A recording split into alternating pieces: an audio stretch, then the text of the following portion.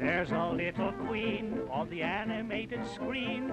Wait till you get a view of sweet Betty. Made of pen and ink, she can win you with a wink. Wait till you get a view of sweet Betty. Those eyes, that pretty nose, and oh, aside from this, she's got so much of those. If you want to see just a perfect little she, wait till you get a view of sweet Betty.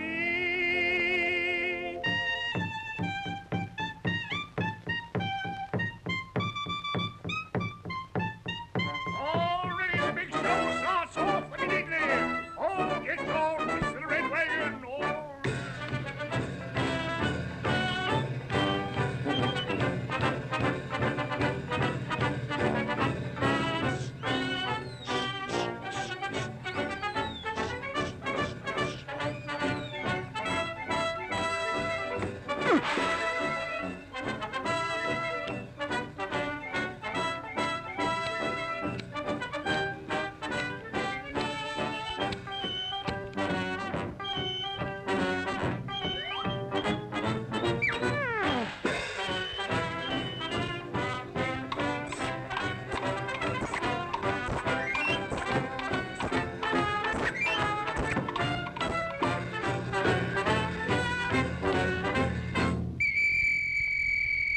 Introducing Miss Jenny in her death-defying high dive into a bowl of soup. Give the little girl a big hand.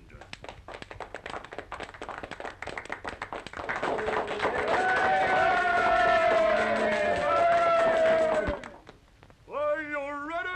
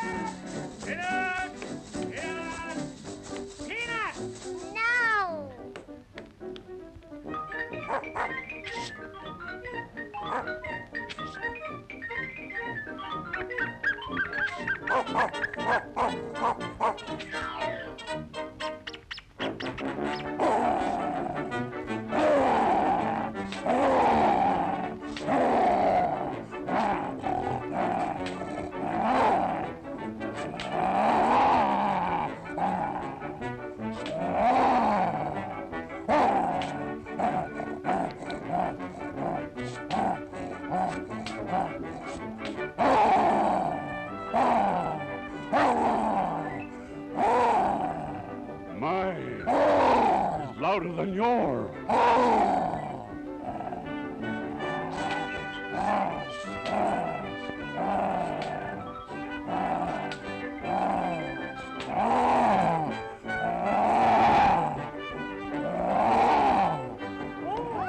Look out!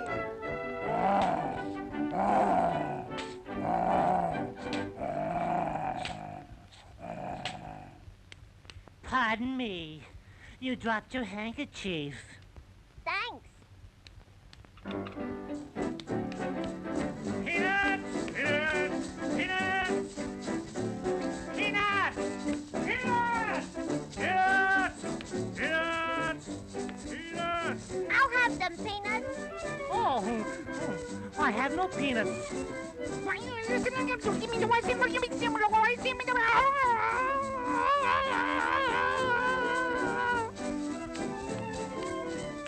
And now, Betty on the high wire.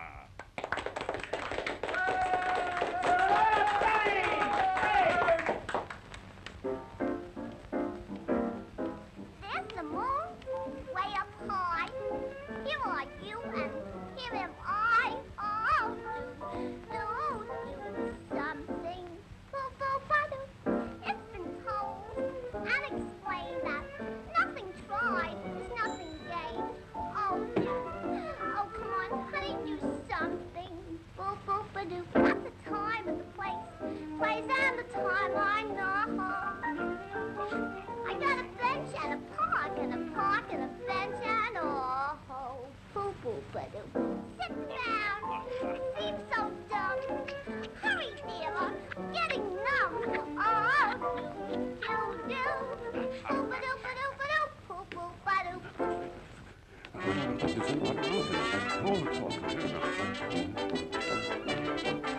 I think I'll wait here and see what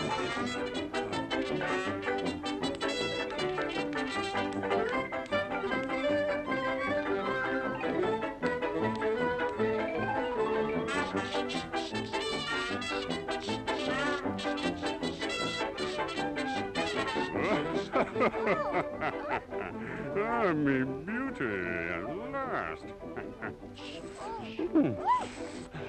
Stop!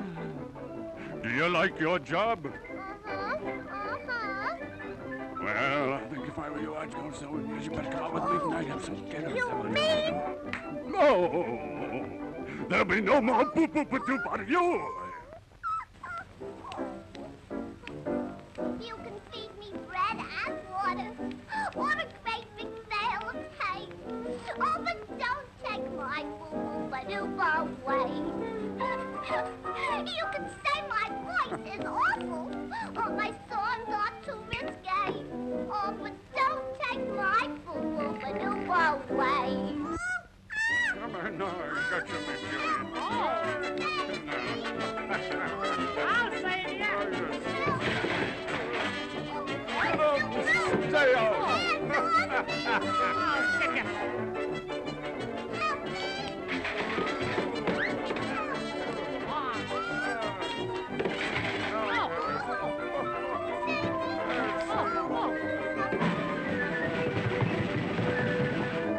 Take that and run!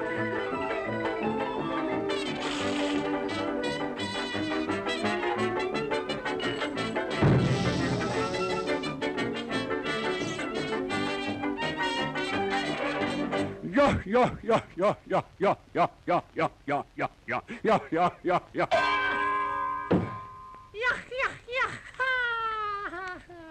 Say,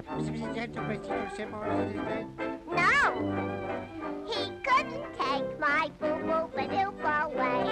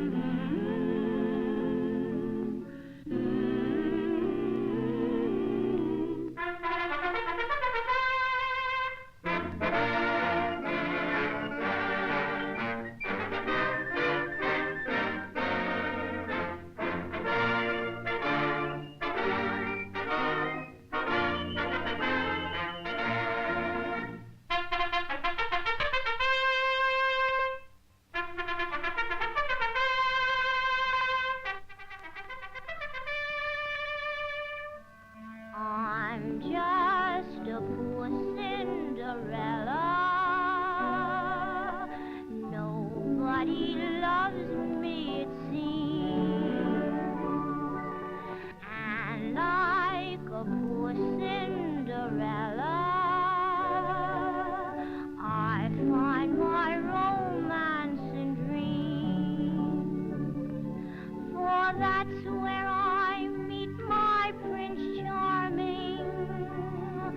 When I'm with him, cares fade away.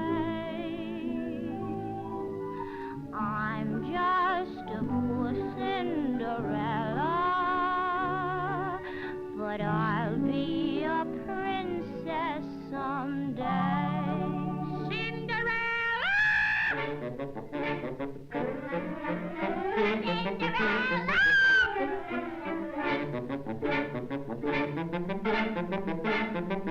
us ready for the ball. Hurry up, you better rush. Can't you see that we are rushing? Hurry up, go get my bus. You're too slow, why don't you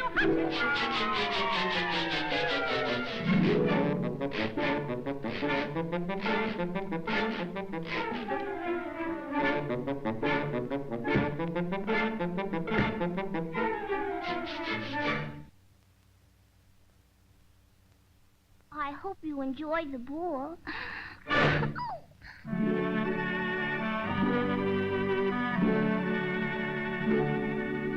Nobody loves me.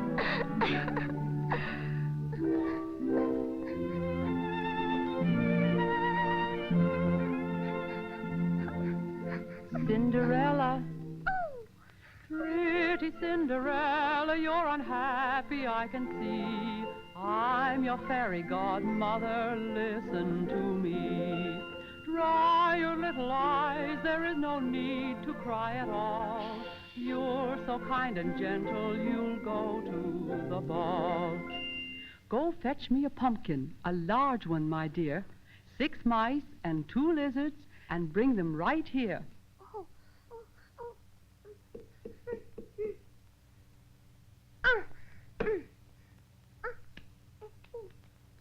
Oh, here they are.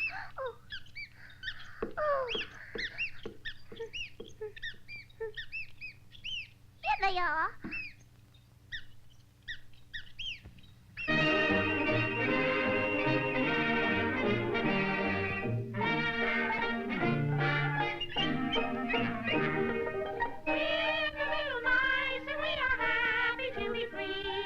You can never be half as happy as we. I'm so overjoyed to be with you, and this is why I was almost cut up for pumpkin pie.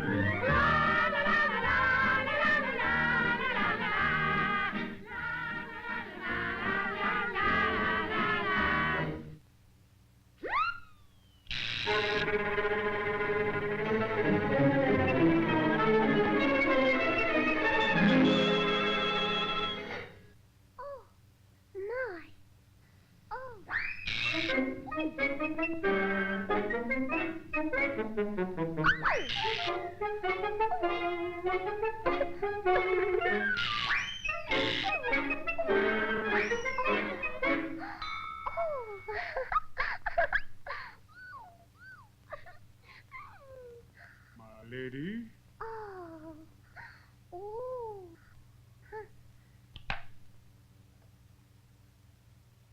Remember, when the clock strikes 12, you must be home by then. For should you fail to be in bed, you'll be in rags again. Remember, remember, remember.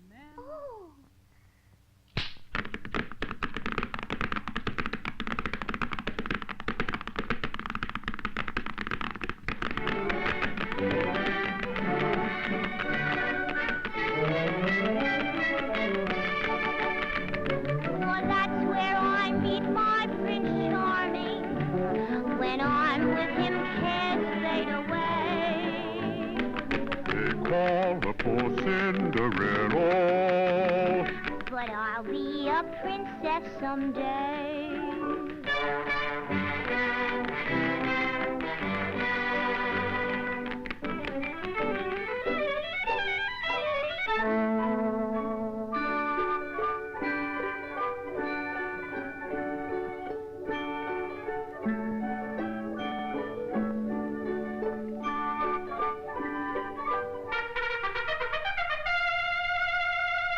hail the prince!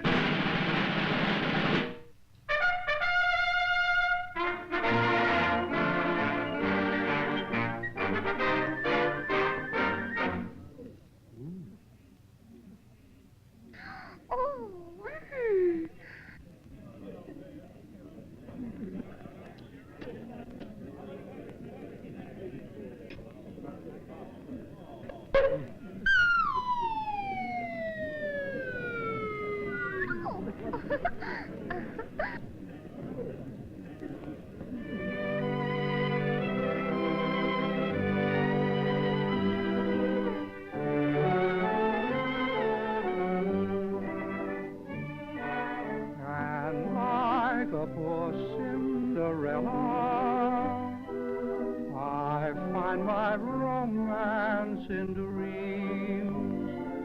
Ba-ba-ba-bee, ba-ba-ba-ba-bee.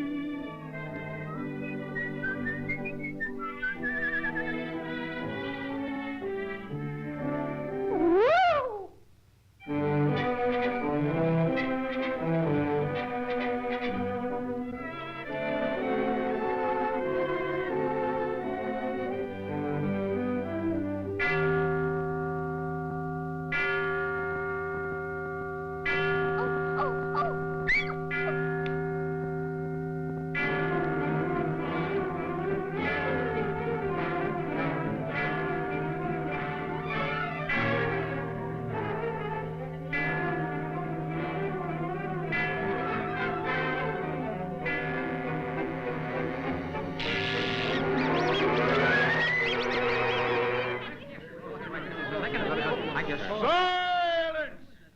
Who was that beautiful maiden? Have you no tongues?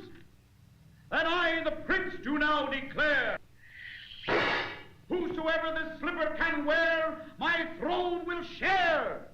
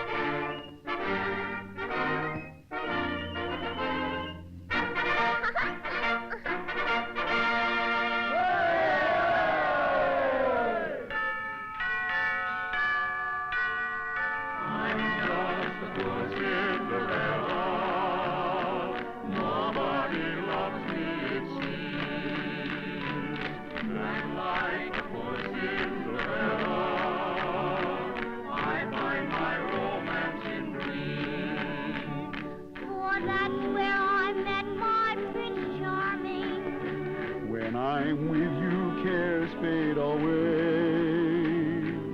I'm just a poor Cinderella, but I'll be a princess someday.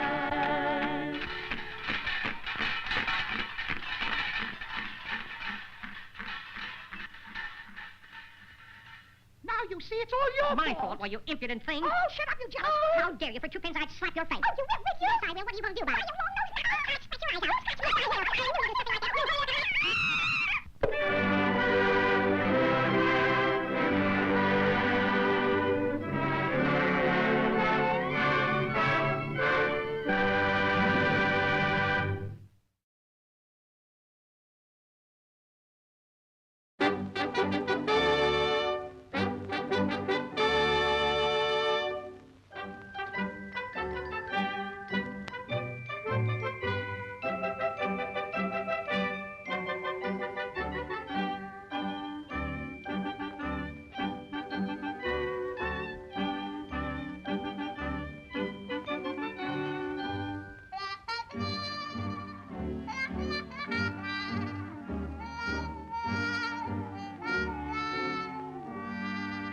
Made of pen and ink, she can win you with a wing.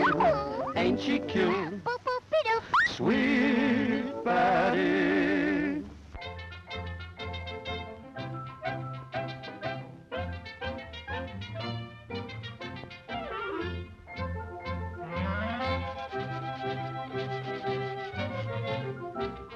Magic mirror in my hand, who's the fairest in the land? You're the fairest in the land. You're the fairest in the land.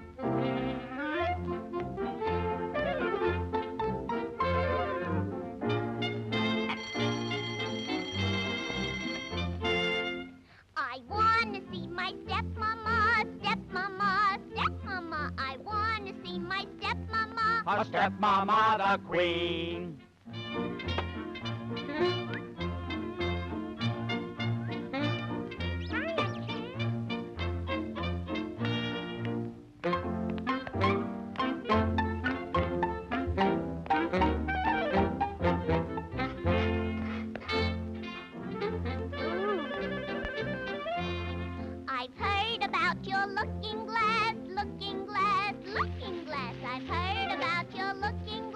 What it says is so.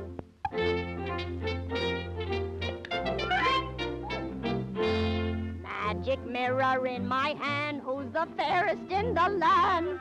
You're the fairest in the land. You're the fairest in the land. Off with her head. Okay, Queenie. What a shame. Poor Betty. Always in the way. I can never play. My own mama would never say I'm always in the way.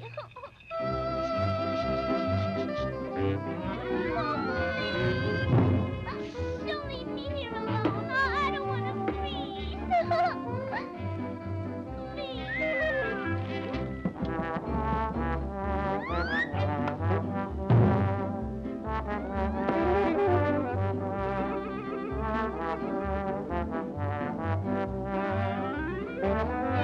Save me, save me! Thank you.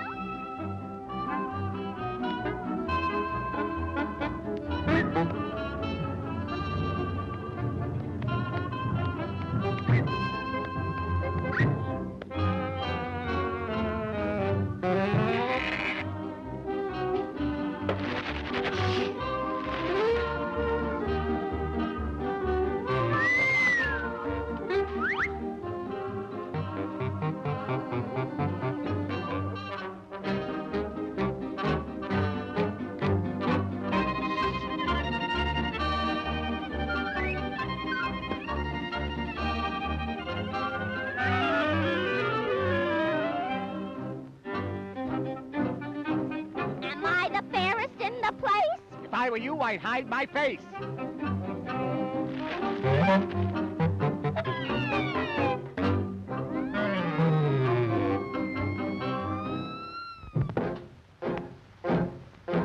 Folks, I'm going down to St. James Infirmary. See my baby there, she's stressed out on a long white table. She's so sweet, so cold, so fair. Let her go, oh bless her. Wherever she may be, she will search this wide world over, but she'll never find another sweet man like me. Now when I die, bear me in my straight leg breeches, put on a box back coat and a Stetson hat. Put a $20 gold piece on my watch chain so you can let all the boys know I died standing pat. Then give me 6 crap-shooting pallbearers. Let a chorus girl sing me a song. Put a red hot jazz band at the top man so we can raise hallelujah as we go along. Folks, now that you have heard my story, say, boy, hand me over another shot of that blues. If anyone should ask you, tell them I got those St. James Infirmary blues.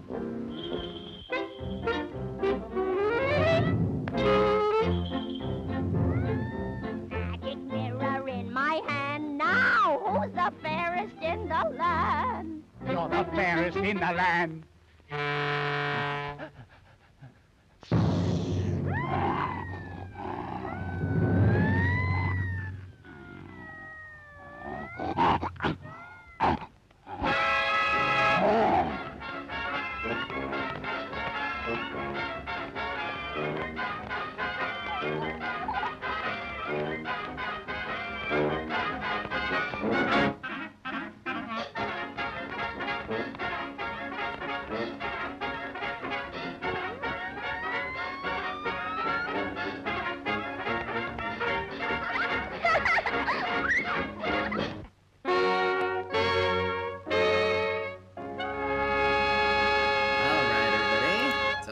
time for us to begin. So I'm gonna love Lion King 2, one of my top Disney sequels. I guess on a personal level, I don't know if Lion King 2 breaks my top 10. Because keep in mind, there's a lot of direct-to-video Disney sequels. And I'm a cartoon kind of fanatic in a sense. I'm dating Disney fanatic, and I'm a cartoon fanatic. So a lot of the Disney direct-to-video sequels that I like most tend to be the sillier ones. Well, or maybe not just the sillier ones, but the ones that are explicitly really good cartoons. I think, like, in, like, top tier for me, like, pretty easy top 3 for me would be 101 Dalmatians 2, Patch's London Adventure. Like, that personal favorite. Lars, the artist, like, makes that movie for me. Like, being perfectly honest, Martin Short. I just love Martin Short, but also, like, he's just such a good character. Also, hello, Michaela. It's been a long time since we've seen you. Anybody on Disney Plus for this film, well, need not worry. No differences in the logos at the front of the film should really mean anything. Though my recommendation would probably be to set yourself up to be synced up with the red Walt Disney titles. That's a recommendation from me. I need to turn down the volume here before I start doing anything. Let me draw on the curtains. Moonlighting, scooting. And, turn that off. Yeah, just outright turn it off. Where's my... Okay, there's that. Where is... shit. No, seriously, where is it? Fuck.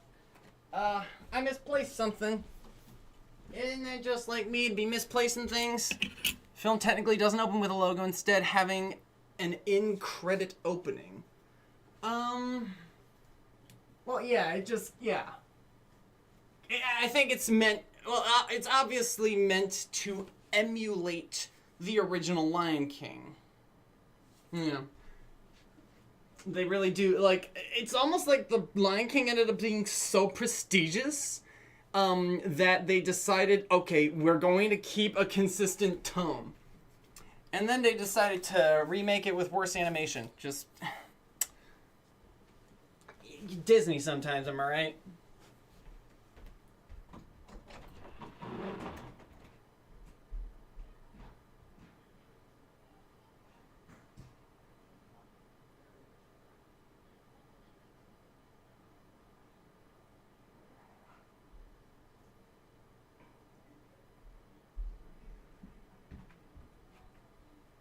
So, Noah, being clear, I said Friday, okay? Okay, cool. I just wanted to make sure that we didn't have any confusion there. All right. Okay. Who wouldn't stop singing? Who's singing what? It's my birthday. We're not watching the sing-along version. No. I have a home media copy on my end of things. I mean, I wouldn't recommend doing the sing-along version, lest there be potential differences in the runtime. I know, sounds silly, but, like, it could happen. It could happen. If you know for a fact that the sing-along version does not have any differences in the runtime, then, should be all square there. Hello, honey. Hi. Oh, you sound kind of down. Are you all right? Did you miss the text? Oh yeah. No, I didn't miss the text. It just sounded like there was also an emotional thing yeah, going on my there throat too. is scratchy and I'm super tired. All right. That's that thing, okay? And my cat woke me up That's about as way good as long before explanation as this. I would need. Yeah, I'm just not feeling well, okay? Like everything just caught up to me. Winter, working. Hi, everybody. Shit. Huh? Oh, are we live? Yeah. Why didn't you fucking say so? Sorry. Honey, I just went on a rant while live. What's wrong with you? Sorry. Okay.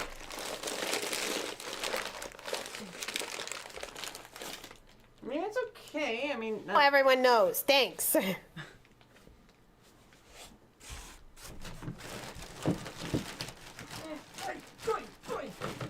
Alright. Just taking out some trash. Pay no attention to the curtain. Yes, guys, I'm sick. Behind the curtain. Yeah. Alright. Alright.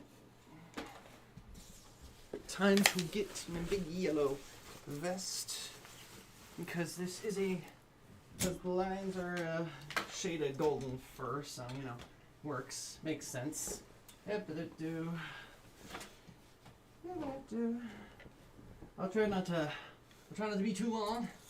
Getting this all set up. Yep. Fell off the hook. It's not really a hook.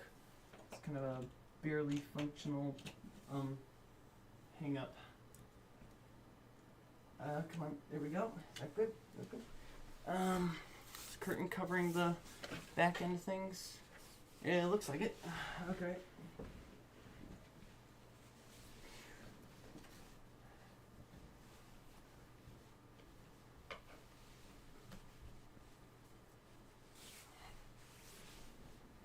And then Mufasa said, "Let there be light." There we go.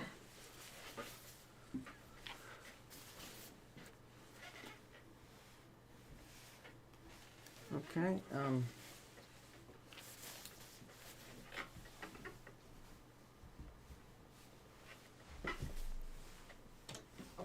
balls. Always something. Knocking down a thing. You know what? Maybe this would work better if I flipped it on here. Let's see. All right, and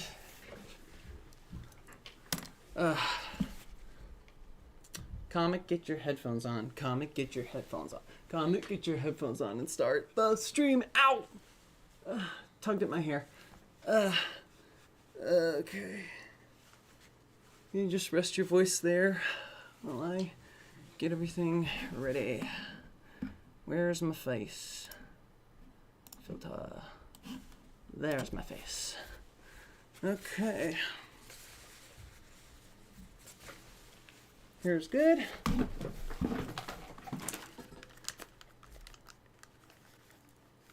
All right, headphones.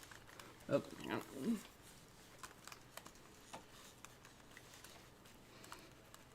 Headphones on head. Cord into headphones.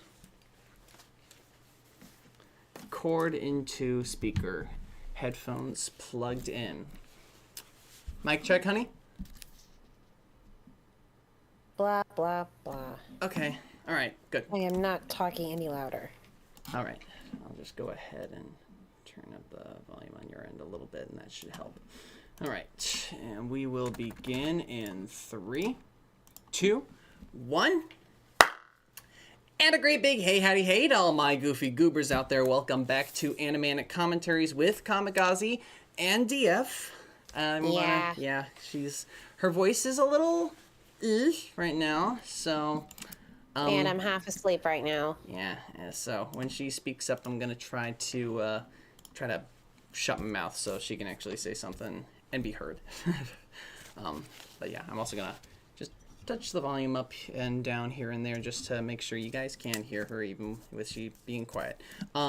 But tonight we're going to be watching a romantic movie based on a kind of not romantic Shakespeare play. You know, considering that it's literally a comedy, a tragic comedy. It's a romantic tragedy. That's what it is. Well, anyway, tonight's show is The Lion King 2 Simba's Pride, released direct to video, and I think Maybe also the Disney Channel back in 1998. So, honey, I don't think I need to I don't think I can, under or overstate this in any way, shape, or form, but you are very familiar with this movie. Yeah, I am. I don't know what you meant by that phrasing, but okay. I mean, like, Yeah. you wrote the fan fiction, Bride of Discord, and its sequel, Daughter of Discord. That's what you're talking about. Was Okay, directly all right. inspired by, and I think you mentioned that at least in one of the episodes in the adaptation. Okay, yeah, that's what you were talking about. All Yeah. right. So, yeah. Okay, so the history of it, I distinctly remember when it was coming out on VHS tape, and you know, I was so excited, and I actually liked this movie better than the first Lion King movie. Mind you, this was before 1.5 came out. But, well, thing is, I was a little girl, and as a result, I related more with movies that starred little girls. Oh yeah, no, that You makes know? sense. Yeah, absolutely. Because we needed that. We needed some plucky heroines. Yeah, Absolutely. That's probably why The Lion King is. You know, everyone talks about how it's one of the best Disney movies. It is actually on my lower tiers of movies I actually like in Disney. Yeah, I mean, me personally, I think Lion King 2 I have a hard time placing. I don't know. It definitely doesn't break my top 5 in direct-to-video movies from Disney. And it might barely break my top 10, but it is fun. I do enjoy it. And I do think the story is a bit stronger than the first Lion King.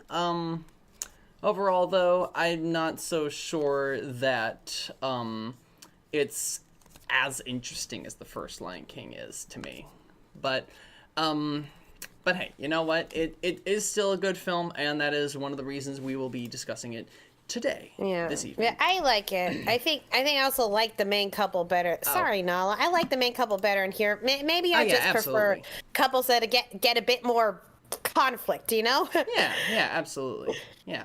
Absolutely, I get you. Absolutely. I mean, if my favorite is Beauty and the Beast, of course I like the couples to get more conflict. Absolutely, yeah.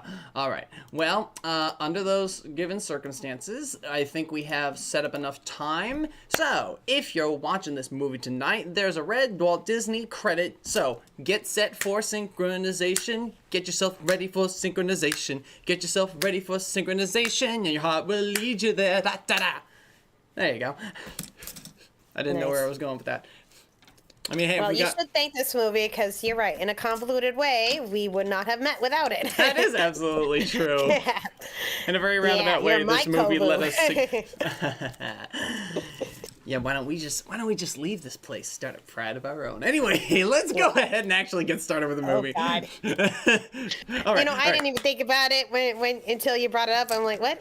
Oh, right. All right. Anyway, let's go ahead and get ourselves set up in a 3, 2, 1. And, oh wait, shit.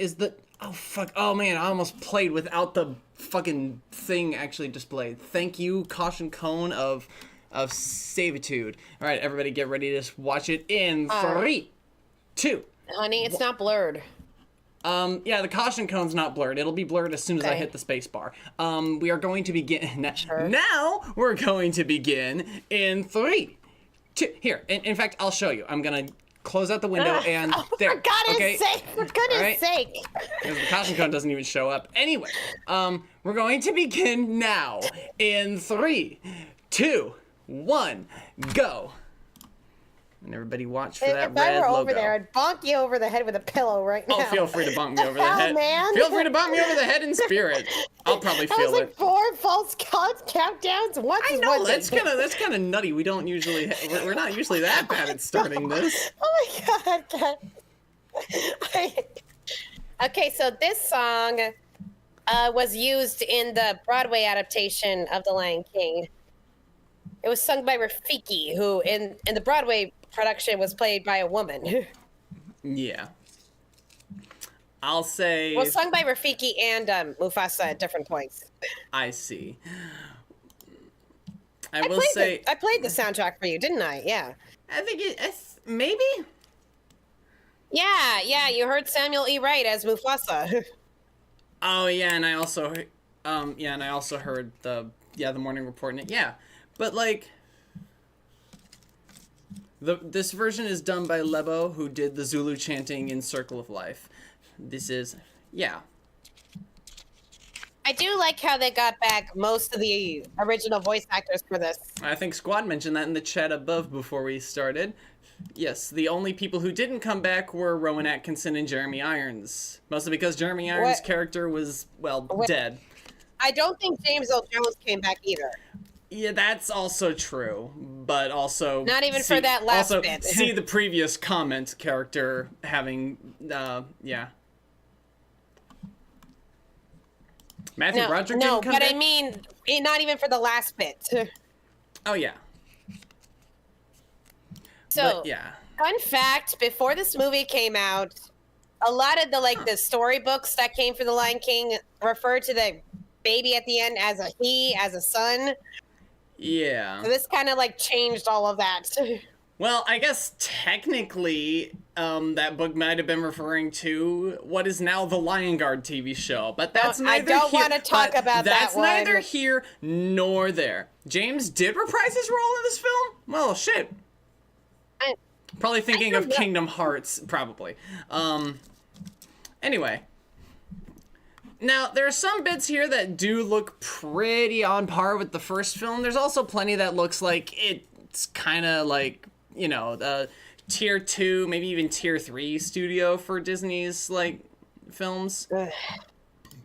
It's still of higher quality than some of the direct-to-video sequels. True. But in comparison to looking like The Lion King, somehow Lion King 1.5 got the better treatment. But that was years after this. They even got Nathan Lane back, and he's usually pretty diva about this stuff. I guess that kind of proves he really likes this role. Yes, but he didn't come back for the TV spinoff. No, but that's several episodes. He doesn't have time for that shit when he's doing 8 shows a week. Or House of Men. Yeah, you don't know how much of a diva he is on Broadway. He apparently calls out a lot. So Nathan Lane's understudy always gets a lot of work. Huh. Go figure. Also, rest in peace, Robert Guillaume. Guillaume? Yeah, I'm probably saying that wrong. I always say that name wrong. Whoever it was who voiced Rafiki, yes, they passed away. I really need to show you quite a few years ago. that HBO fairy tale series where he narrates all the fairy tales. That sounds pretty damn cool. Yeah, you will not stop hearing Rafiki. Probably not. And hello, Ferris Bueller. Yeah, that is definitely Matthew Broderick again. That's definitely still Matthew Broderick. That voice is way too distinct. I always liked Kiara. Got spunk. Also, I also think this is a better demonstration of his performance as this character. He was good in the movie, but now he's given more, Yeah. So he's able to right, because he didn't show up to 40 or 50 minutes after. It was Hakuna Matata was the halfway point of the film, so. And then you still had a few more minutes before you actually heard Matthew Broderick because he didn't sing for his part. I see people harp on Simba, but I really don't blame Simba for becoming an overprotective parent. Do you see what his childhood was like? That they kind of gloss over, Just gonna hear the difference in Zazu's voice. Pretty noticeable. And the lion has trauma. He lost his dad. Yeah. He is very He nearly died in the desert. He was chased down by hyenas. Yeah. Twice. He's very concerned for his daughter. And then Nala's like... Yeah, this explains everything.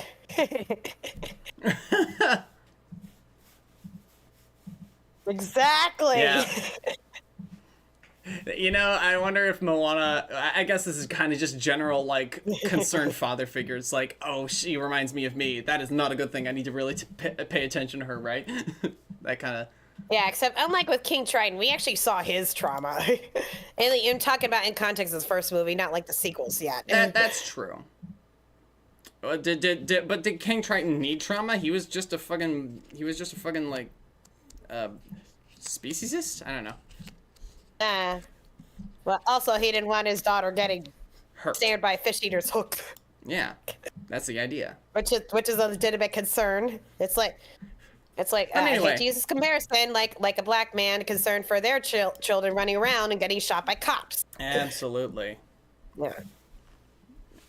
There's a lot you can read into with the stories about the odd one out, the misfit, the one who's like always like shunned or. Of course, you know, Lion King's got a very different kind of perspective on things. You're right. I did take quite a Kiara into screwball, didn't I? At least a lot of this movie does feature other lions as the bad guys, so you don't have that whole speciesism nonsense going on. It's like it could be a much better self-reflection of the actual message being gotten across.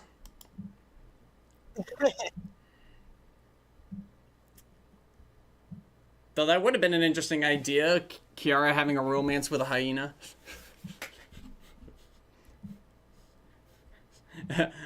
Love this line. It's one of those trailer lines. I do remember that from the trailer. Yeah. God, she could have very well drowned if she'd been under there for like a half a second longer. Yeah. So I can't watch drowning in movies anymore ever since I became a swim instructor. It's not even like a river, just like drowning in a fucking puddle essentially. Shallow water drowning is possible if you can't get out of it. But that's what's even more horrifying about it. It's like if the fucking warthog weren't on top of her. You guys, as you treat her differently than you treat Simba. And it shows. Yeah, because she's a girl. It's pretty obvious.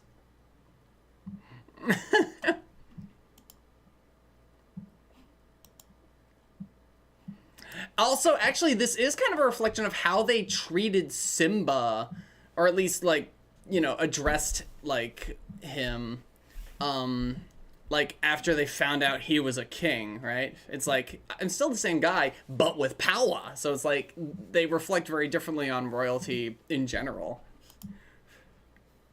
Telling you not to joke about, okay, maybe I missed, like, the last minute that happened. Joke about what?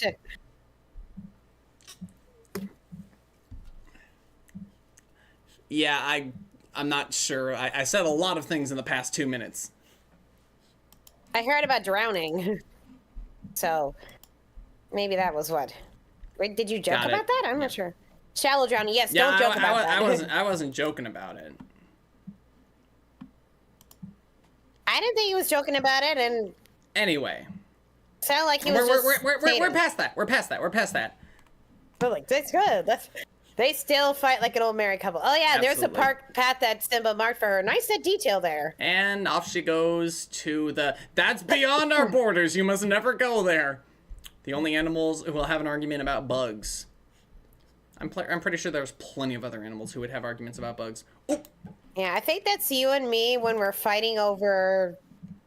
What are we fighting over? Never mind. Whether or not Ralph wrecks the internet, does Ralph's character dirty or not? Exactly. It's like... Characters. Okay, anyway, back to this. Anyway. So who else had a crush on either one or both of these lions when they were kids? Is it the hair? Or is it the attitude? Maybe. Yeah, it can always be both. Love the detail on the eyelid of the crocodile being accurate. I've had a crush on both. They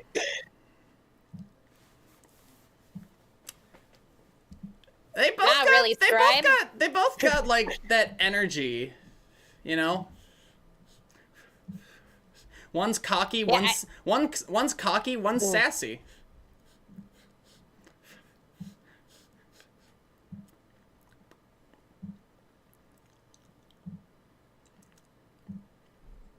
they're already working together. How fucking noble too. Like that was a very kind thing you did there, Kovu. Very good of you. Who says chivalry's dead?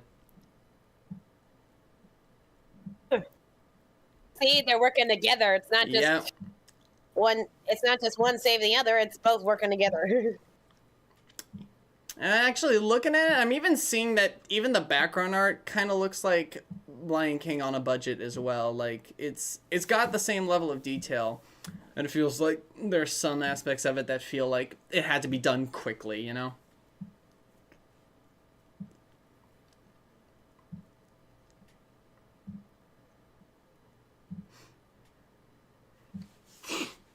And of course, there are some instances where, if you look at the background art, that there's actually less detail on the stuff in the back, like those grass blades, to mimic like camera blur, like it's like the focus. The hell, this is always cute to me. Yeah. Look at her. Trailer shot, trailer line. I remember seeing that one over and over. I don't remember what movie it was, but I saw that on a DVD. Actually, it might have been on the DVD for Lion King 1.5. You know, or Lion King, or both. This really explains a lot about how I got romance. Yeah. Like, and having the girl put on the move sooner. It's like, what is chess? Like, I'm Kiara. And I'm Dad.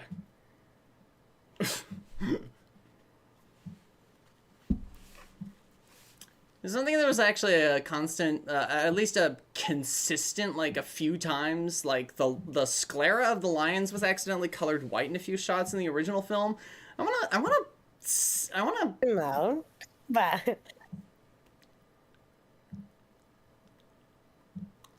What fucking balls on Timon there.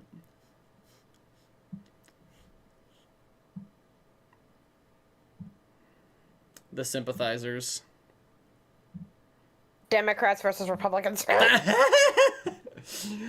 had to say it. That's one way of putting it, but I mean, you could also say Hatfields and McCoys, or I guess more appropriately, Capulets and Montagues. Well, she's Scar supporter, and yeah.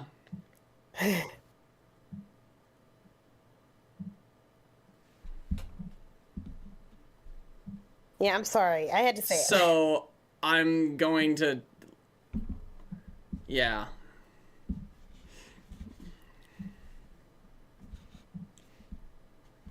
Suzanne Plachette as Zira. Already showing that she really sees her children as chess pieces more than actual people. Yeah, to talk about chess. And also, you know, notice how he takes Kiara, and now how she takes Kovu. Yeah. It's very subtle details. Yeah. He gets her by the scruff, and she gets him, like, whole torso. Ugh. Like, she's his daughter, and he almost... Yeah, you're right. I took that directly out of him. He also looks completely exactly like a fox carrying a dead rabbit in its mouth. Like, she really doesn't treat him like his own person, lion. Does anyone else feel like Nala's underused in this movie? You're not wrong. You're absolutely not wrong. Which is also kind of sad because she was underutilized in the first film, too. Because it was all about Simba. Well, I just... like, that's one of the few things I liked about the live-action remake. They actually did more with Nala, which was long overdue. Do not call it a remake, but do not call it live-action. It is animated. Which means we probably will actually cover it on this, on Animanic at some point, because it is animated. Better than Lady in the second film. Okay, yeah, you're right. Anyway.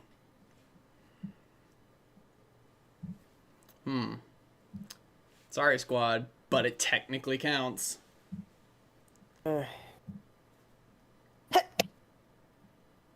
And this like, he's really trying to learn from his dad, but... Yep. Not going about it in the best way.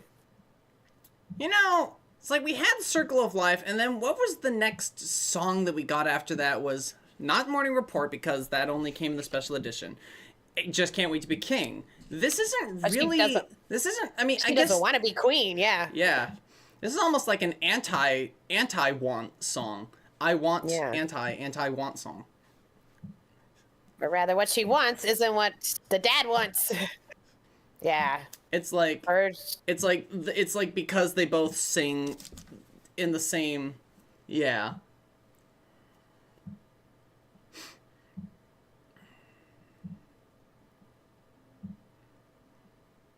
Yeah.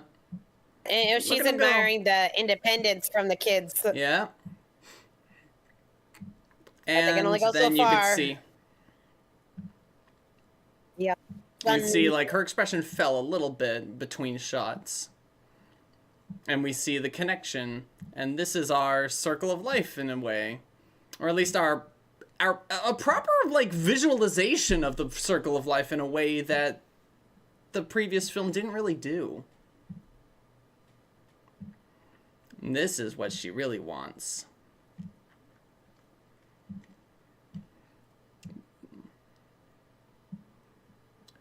But of course, here's what's really interesting about her perspective on things, right? Is like she feels like she wants to have her independence. Can I still be me, you know? And even then, she does it in a song that her father wraps around her in. Like, he had the whole first verse and refrain, whereas he just takes, like, the end of the verse and refrain in the repeat and sandwiches her lines in there. She is still in her father's shadow. It all, like, shows... Yeah. Yes, Bella, you're right. The Lion Guard ruined Kiara for me. But we don't have to address that. That's all I'm going to say on it. One thing I will say is that I actually do kind of like the lighting. That's John. I do kind of like the way the lighting is done, where it's like there's a soft edge. Yeah. I love the way they do that. Like, you look like The Rock, Dad. Yeah.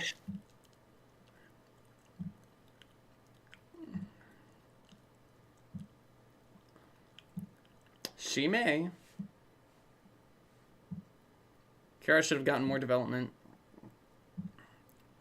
I think you're talking about the show, but don't talk about the show. Because, like, this is her movie.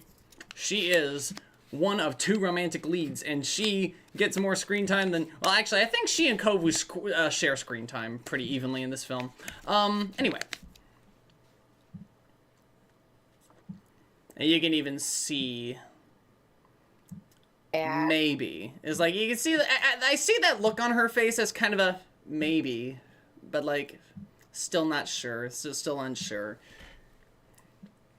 Like, being a family versus being independent. The thing is, are they always are they mutually exclusive? That's the thing. That's the question.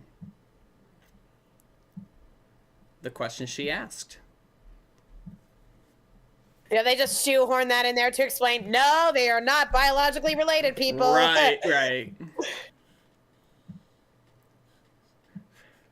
That, you know, even though we know for sure Nala and Simba are biologically related in some way because they're lions. Andy Dick is Nuka. You know, say what you will about Andy Dick, but I do like his voice. Yeah, that's Andy Dick. Okay, you're right. It is. Yeah. Hey, really good at that fast talking kind of thing. Oh yeah. Both of Anastasia's singing voices are in this movie. Huh. Fascinating. Oh, yeah. Yes, that's right. She's Kiara's singing voice. Liz.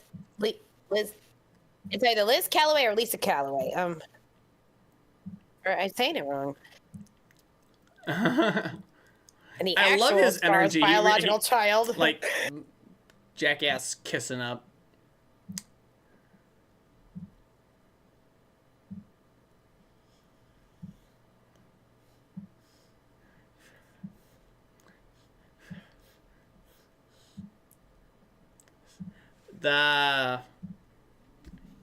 She's a lying liar. Big fat liar. The hyenas killed Scar. Not that anyone knew that, but the hyenas killed Scar. I mean, heck, even Simba might have assumed he killed Scar, but didn't feel bad about it because, like, he was a jackass. Simba saw what happened. He was overlooking it. You know, you're not wrong. They don't actually show us whether or not he saw it or not. I love the fan theories that come up. But they could also see his, like, bones with some meat on them afterward, after the hyenas leave, and probably pick up the idea. But anyway, that's conjecture at that point. You know, I love the fan theories that come up with, you know, how Zira met Scar and everything. That, you know, like after Nala rejected Scar, you know, people going off of the Broadway thing and fan theories. That almost sounds like fan Zira fiction. was pretty much like, oh, here's a fangirl. Okay, she'll do. Actually, to make the comparative point, when you adapted the Daughter Discord, you did it as an original musical. And this song probably like direct influence for the same song in the story. Like this, My Lullaby gave birth to Hearts Are Made for Breaking. Yeah. Both really fucked up titles, but listen to the lyrics and the way she sings. My Lullaby is a more fucked up title based on the context. Like, my God. You know, and the fact he's in a throne / sacrificial altar there. Yeah.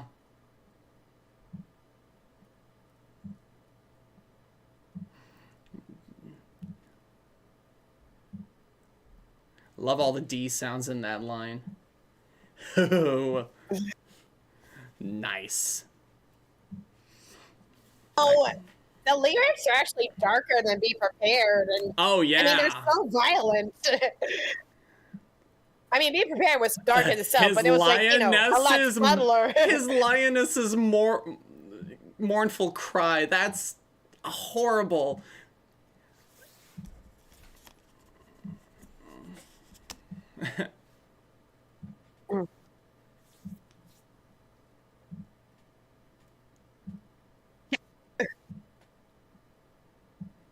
Battle may be bloody, but that kind of works for me. Love it. I love it. In fact, that might actually line up with the alliteration from earlier.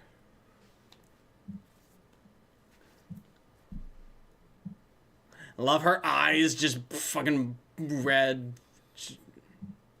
Yeah, I think something that's, anytime we have a Disney direct-to-video sequel and with a new villain, they always have like such high expectations, and I think she's one of the direct-to-video villains. I think surpasses the expectations. You know? Yeah.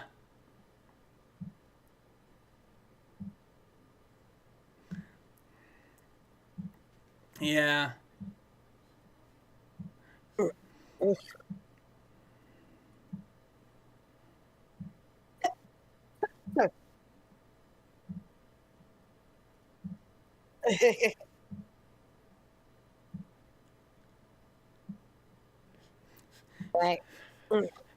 I do love the way they're mirroring the visuals of Be Prepared.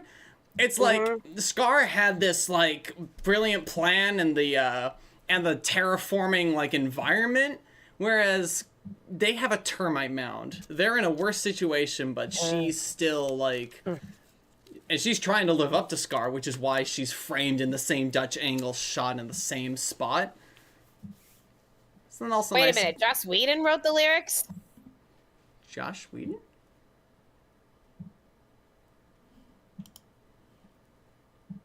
Well, goddamn. Lion King 2 songwriters. I was going to give that information up to the end credits. What do you know? Joss Whedon, yes, wrote My Lullaby. But no other songs in the film? No, it looks like it was a whole bunch of different songwriters. At least the songs do mostly fit together pretty well.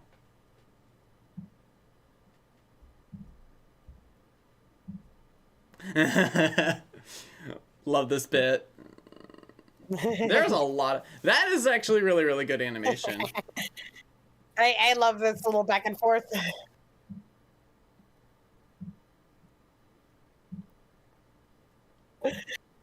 He's like, come on, man, I'm dead. Let me be a matchmaker for my granddaughter. It's not the animation. There's something about the cleanup coloring and something about the color grading that makes it not look like the original film.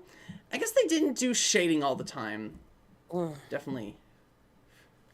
Maybe the lines aren't. It's not talking. Don't say it that way about your adoptive son.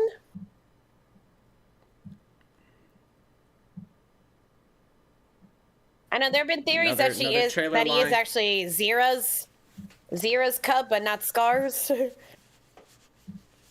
And a lot of fan theories surrounding this. And she wishes he was. Yes. I mean, one thing we know is that she does wish that he was Scar's, but at the very least, he's the stronger.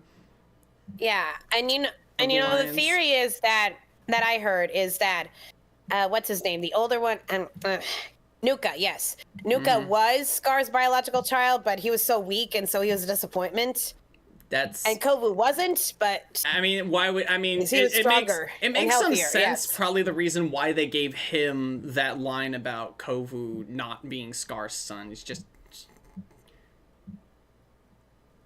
And here comes, our Scream Queen, literally from Scream.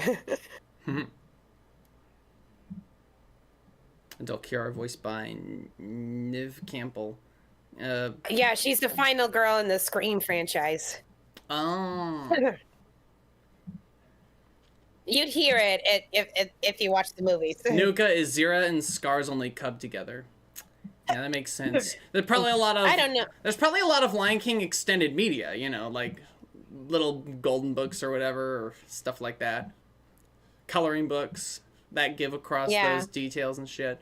So it's not like they don't exist. It's Disney, so they gotta undercut the lion sleeping with multiple partners. Yeah, it's like, where the fuck did people get Adam? It was like a CD-ROM trivia game. Like that wasn't actually true.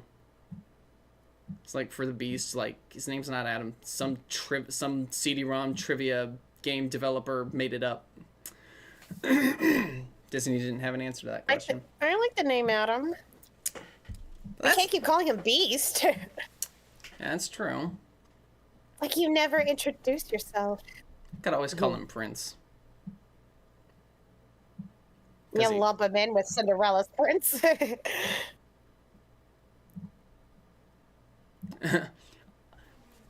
I'm sorry, like, one of my favorite animated roles from Andy Dick was, like, fucking Boingo in Hoodwinked, and he's a really good character actor. This is such a different character. It's like, I recognize the voice, but that is not the same guy, you know? Mane never fully grew in. I think that shows how weak he is in a way. Because lions having a bad mane can actually show which one's stronger, which one's weaker. Some melanin in their hair or something like that. Which means it got strong hormones or something like that. I don't know. I don't know the zoology or biology of it. It's just... Kovu always ate first. Clear. Well, yeah.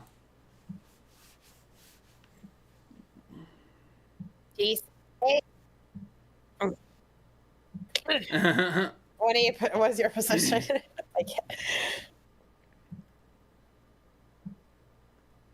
What does Tango Charlie Bravo even mean? TCB? What kind of Tango Charlie Alpha. Tango Charlie Alpha. What does that mean? It's radio code. It means TCA.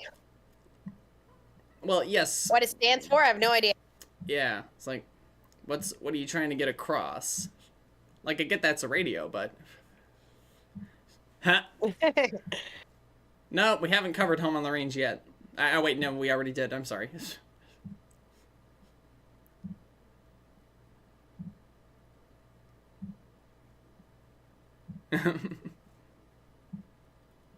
Yeah, you're right, Squad.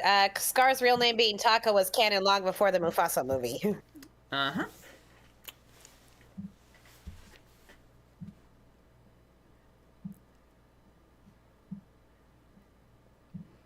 Like, is she even staying on the path this time?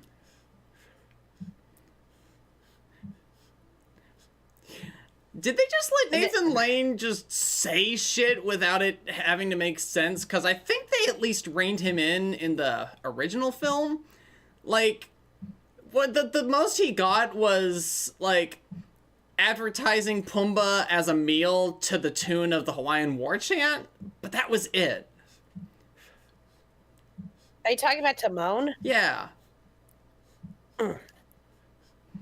But like he's really going off on some ad-libs that don't make sense. Even singing like The Lion Sleeps Tonight, that's just another song. They've been singing the whole movie. It doesn't need to mean anything. And of course it makes sense, like, to be singing a song like that in a movie like The Lion King. Anyway, shit's about to go down. Nah, this music always creeped me out. It just works with the fire. Yeah. And now, yeah.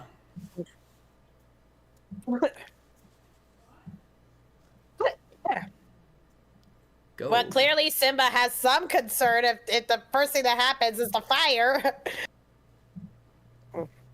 I think I understand this more as a grown-up than I did as a kid. Yeah. I don't think anyone could replace Rowan Atkinson. Except maybe whoever did the singing in the Morning Report extra for the special edition. He was pretty spot on. He's definitely a different person than the guy who's playing him here.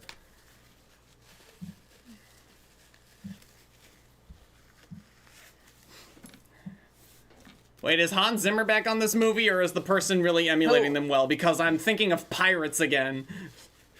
Ooh, that was a subtle nod to the whole stampede.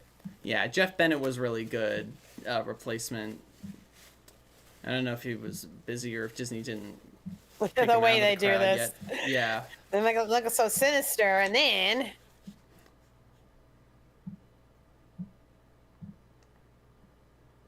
Okay, so what he was doing there was he was opening her airway.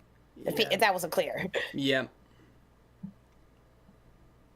And Nick Glennie's Hans Zimmer was only back for He Lives in You, but that wasn't originally written for this film. No, I thought that was Henry. No, it was Mark Mancina or something. Well, Hans Zimmer on music. Hans Zimmer's not a lyricist.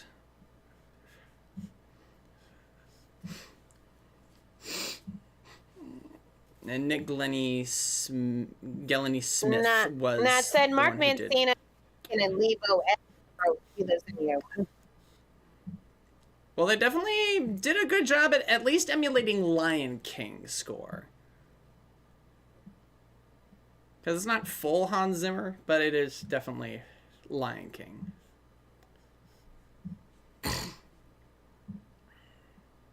He's like, you can take me. But then... it's like, excuse me? Yeah. Also, hi, next. Yep. Oof. Also want to see also, you know what's an interesting parallel here? Don't turn your back on me, Scar. Yeah. That's what I said. You can't turn your back on him. Yeah. Yeah. What? Yeah. See, I like their romance better than Nala and Simba's in the first movie. It's just got more spice. You know, spice? Is that the right word? No. Edge, I guess. Like even Simba doesn't recognize him. I mean, he's grown up. Rafiki. Matchmaker. Yeah. Sneaky monkey. Zakora.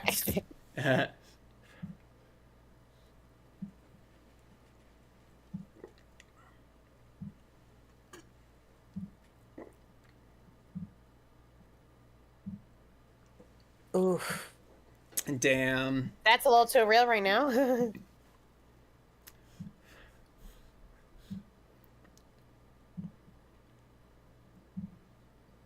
Should we grant them birthright citizenship? Yeah. Say, somebody get me, what does the Disney Wiki say about Zazu's voice in, Tiki Room Under New Management? I know it seems random, but help me out here. Because I don't know if it's this guy, Jeff Bennett, or some other third person. But my brain, listening to the voice back in my head, me wants to say Jeff Bennett. You just go to Zazu's wiki page, you'll have a list of, like, actors who played them and in what. It's like, man, those are my lionesses in there. You get out. You stay away. Yeah, it wasn't until I was maybe teenage years, I'm like, oh, right, because he's the one who gets dibs on all the lionesses, because he's the alpha lion. Damn. Yeah.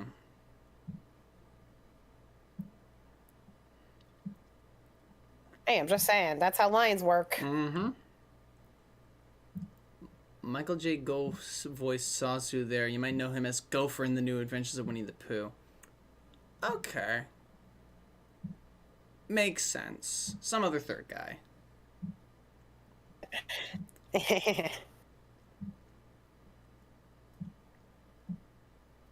Well, she was terrible at hunting. We saw that. Yeah. Because she didn't get enough. Yeah. Because she lived a sheltered life thanks to Simba. Let's see. It's like, don't even know what, like, it's kind of hard to tell his vibe. Told ya, edge. Got edge to this romance. Yeah. I think when you did when you adapted your version of things, yeah, Prince Mothball was much more unwitting and unwilling. I didn't say it was an exact adaptation. No. I just like how Kovu is like, it's hard to tell. And hello, Jim Cummings, doing a really good, like, Scar. I mean, he was already technically Scar in the first movie. Yeah, it was, like, really fucking good. Is that James Earl Jones? Yep. It was like, Simba! Sorry. Wow. The delivery was really weird. Yeah. Okay, they had the CGI on the cliff there, but I guess the whatever Disney Toon Studio didn't have access to the wildebeest models. Couldn't have recycled. No? Okay. You know, it was James Earl Jones. I'm sorry, he's like, Simba. I'm sorry, that delivery was so weird. Simba. No offense, James Earl Jones. It's also supposed to be a nightmare sequence. Also, probably. I don't know. Maybe he owed. I don't know. Maybe he owed somebody money. Wait, Gretchen Wiener was young Batani? Yeah, no that's what they're saying. Wait, wasn't she also?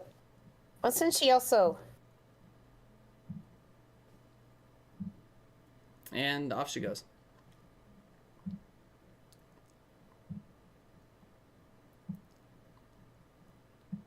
I mean, you're saying that was young Kiara though, right? Like. No. No. Young. Oh, right. The other one, the other character, right? The other little girl in this movie. And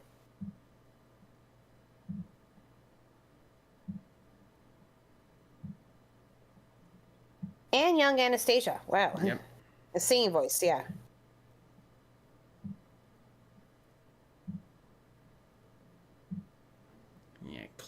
Claudette. And Tanya in the American Tail sequels. Yeah. What else do you have those little scratchers for? If you don't like. I hear it now. Love the little dirt animation back there.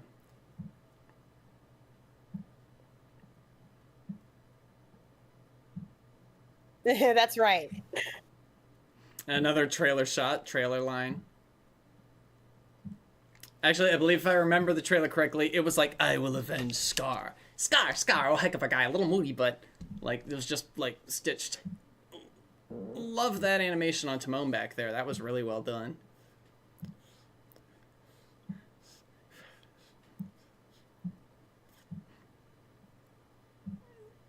Owie.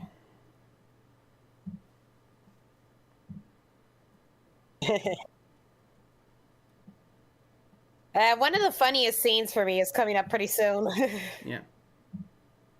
Like, one of the most paused moments on my VHS tapes ever.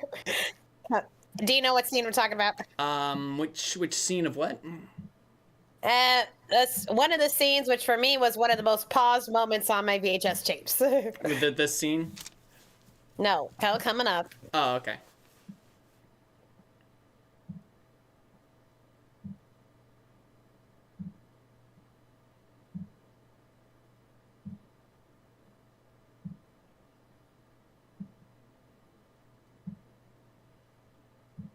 Yeah.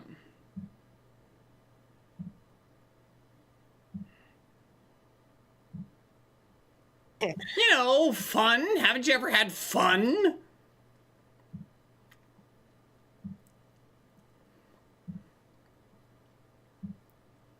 And down he goes. That was a nice little animation, not gonna lie. Okay, upcoming. Okay, here comes one of the most paused moments for me. In right.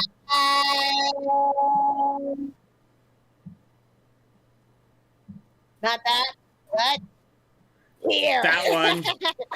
that one, was really well done. That was probably some of the best animation in the entire movie right there. I don't think that's gonna be. I don't think that's gonna be topped. Even those rhinos look a lot of fun. I was like, I was like, somebody just put all the all the frames of animation on Timon specifically.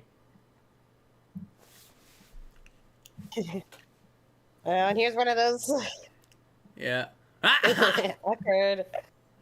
That's not how lions kiss. It's nose touchies.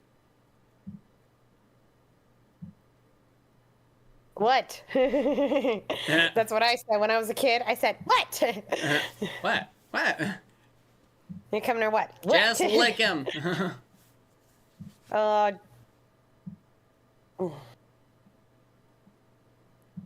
No, cause Nala licked the side of Simba's face in the song in the first film. Remember? Tells you a lot about their upbringing. Yeah, it certainly does. What they see in the stars. Yeah, just like. Oh, it's a bit from all of his dads. Yeah.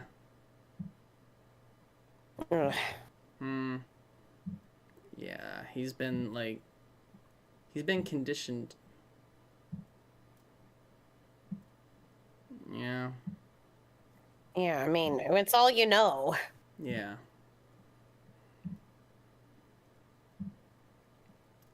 Yeah. Aw, Scribe says headcanon. Screwball and Mothball do this. Oh, I believe they do. Just stargazing. I believe Screwball does the same thing as her dad and alters the star to her liking. Yep. She's like, it looks like a bunny. I don't think so. Oh, really? I'll make it look like a bunny. Yeah.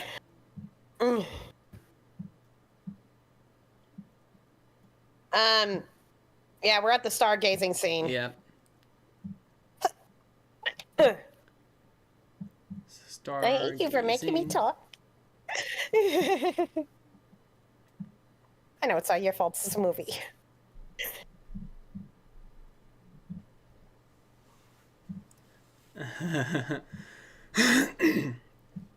She at least offers some really good advice. Like, come on, man. We were teenagers and loved ones. I don't think she comes off as like misused in this movie, just underused. Yeah, she always fucking is. Yeah.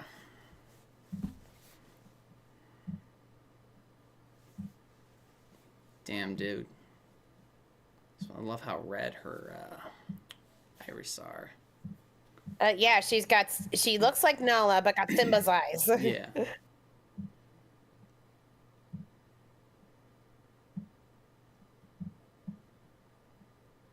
Right. He always does this. Friend of the family who just likes to meddle in everybody's affairs. In the Romeo and Juliet comparison, he's the father. He's the padre. He's the friar. Yeah. Friar Lawrence. Yeah. And to compare Daughter of Discord to this, Zecora is Rafiki. Yeah. I actually like this song. It's a bop. Yeah. Also, Rafiki needed a song.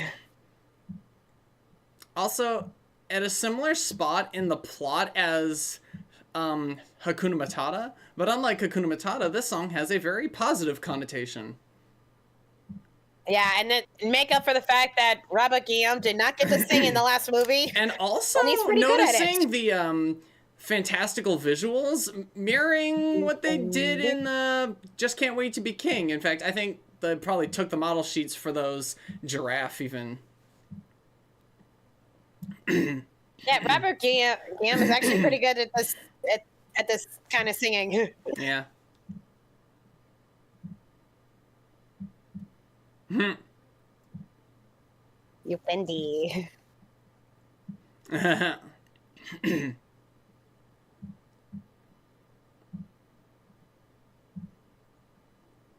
And all the heart-shaped visuals. Like, there was even like a heart-shaped bubble coming up from the water there. Yeah, you can't tell, but I'm like swaying at the song right now. It's catchy.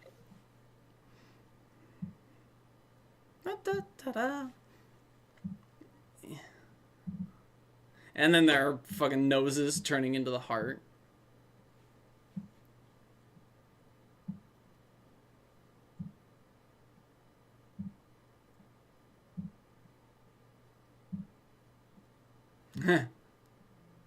Yep, and the heart-shaped mountain back there, at least from like the shadow of the one mountain in front of it. Of the conga line going on here. And the animals went 2 by 2. You know, I made that Genesis reference in jest earlier, but like We'll take it.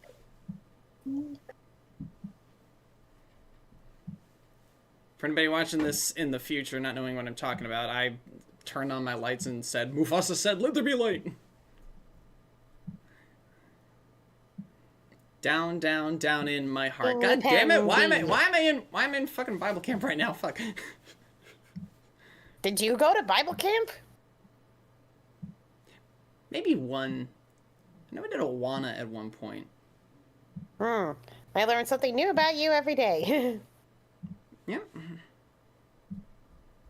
Also, I'm sorry. It wasn't all boring.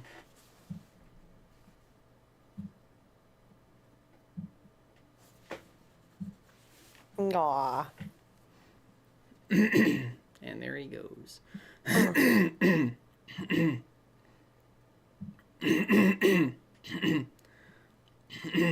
Simba's children really look like their grandparents. You know, that's true. Well, you know, it helps that Simba kind of has his mother's eyes. Yeah. Yeah. I think it's safe to say that by this time, Sarabi's passed away, though. Because we don't see her in this movie at all. And off she goes. Tattletale.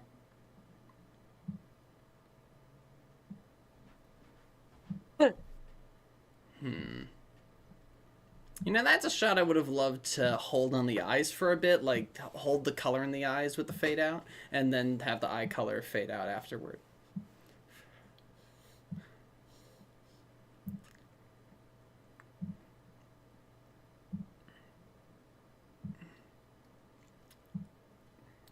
Oh my god. Yeah.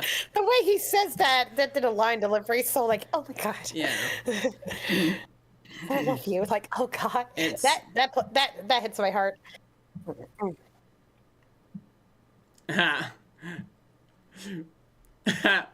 Love that. That's such a dad move. Okay, but you should have let him confess right there. Come on. A little wink.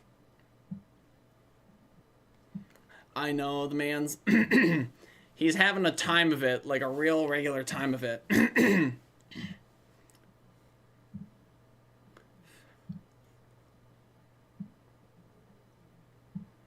Maybe he learned about the hyenas. Like the... Yeah.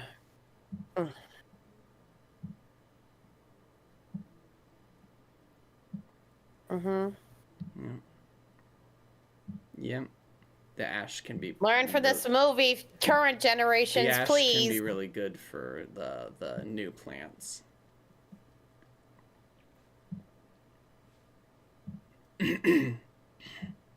Ooh.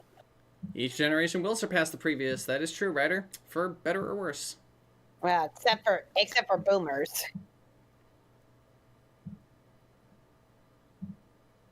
Boomers are learning nothing from the previous generation. Yeah.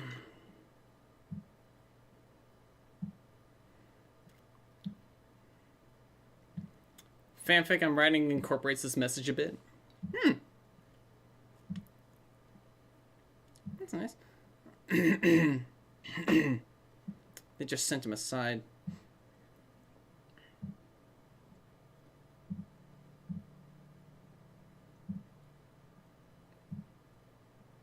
Yeah.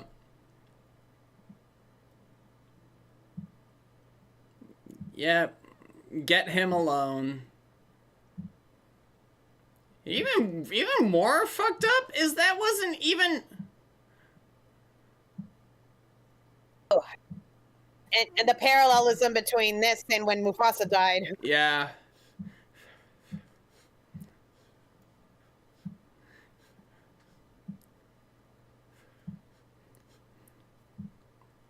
Motherfucker. He's pretty much the Tybalt of this movie. Oh, yeah. Like... But this time it's Scar's son who falls.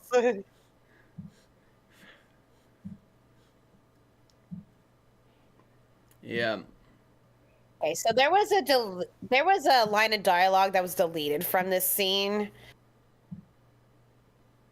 I don't know if you've heard about it. I don't think I have. Well, you can find you can find it on YouTube somewhere, but right here.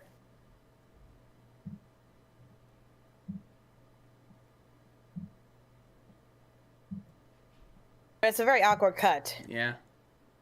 Yeah. Like, well, I finally got your attention, didn't I? But you can hear like the last bit of the "I" when he dies. Ah.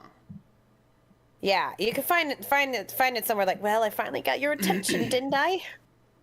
But they cut that. I guess they thought it was too. They probably should have kept it. They should have kept it. That kind of shows the nuances of his character in a way. Even if it is like needing attention from his mother, you know.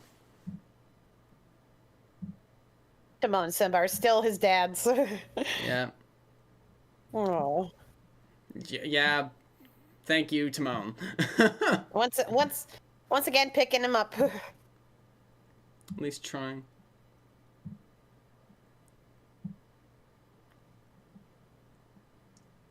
Ooh. A deleted scene for Zero? I'll have to look for that one Yeah, too. I'll talk about that when we get there. All right.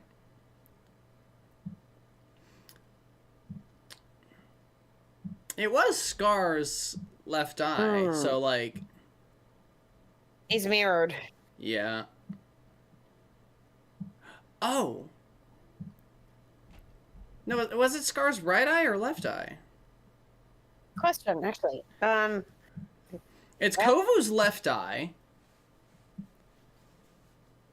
Oh, no.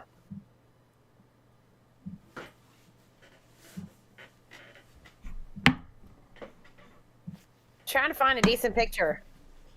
No, it's his left eye too. No, Yeah. we're right. Is this the parallel?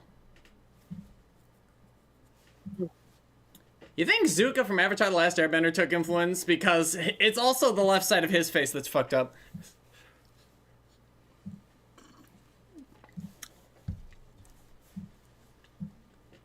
No, it's just because animators prefer right-handed stuff. Same reason they changed Captain Hook to being his left hand. Holy shit, you're right. They did. Because in the play, it was originally his right hand that was cut off. Yeah. These two are a married couple. I love that being changed. Hold me back. I love how Okay, I love how he does okay. understand. After the fact, though. Song's my favorite. Yeah, this song is really good. Because all they see is the scar on his face from Scar. Love the growl. He did what Jeremy Irons and James Earl Jones did in the first movie.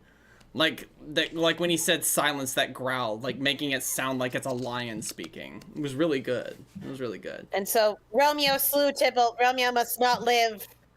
Romeo be banished. Mm-hmm. Yeah, I'm very familiar with the Romeo and Juliet as well. God. Only reused that trope 100 times in my fanfics until I became tired of it. Yeah.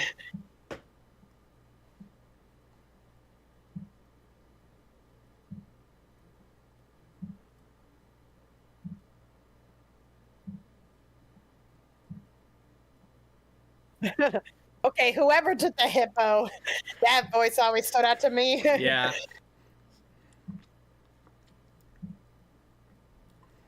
If you look at it, it's actually a dark parallel. You know, remember when I said the visuals of Inupendi were kind of I Can't Wait to Be King? The way he's passing through the animals is kind of a dark opposite to Just Can't Wait to Be King. See you later, agitator, damn.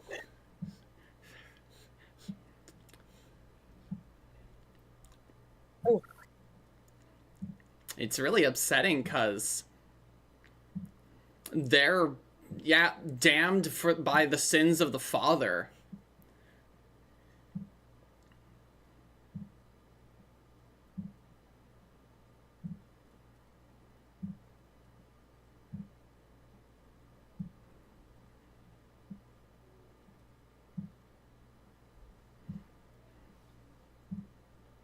It almost looked like they ripped that animation from the first movie, you know, like when he's looking into the pond at his reflection. Simba back there. And then... And there's another dark parallel to Simba's story.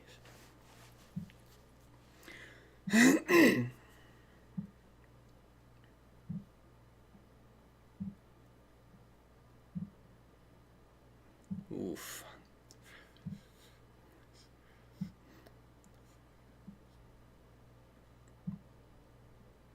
Oof. That's just... It's like we always knew he'd do what he done. Like, yeah. It's like... Because he didn't see anything else. And now Simba being reflected in a way that his father was. Just a bit visual for the audience, though.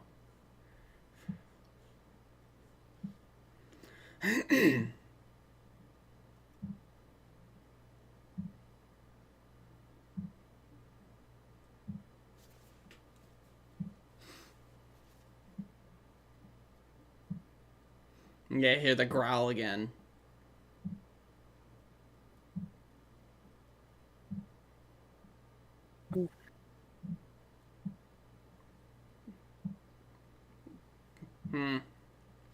Ooh. Of course, she's also right.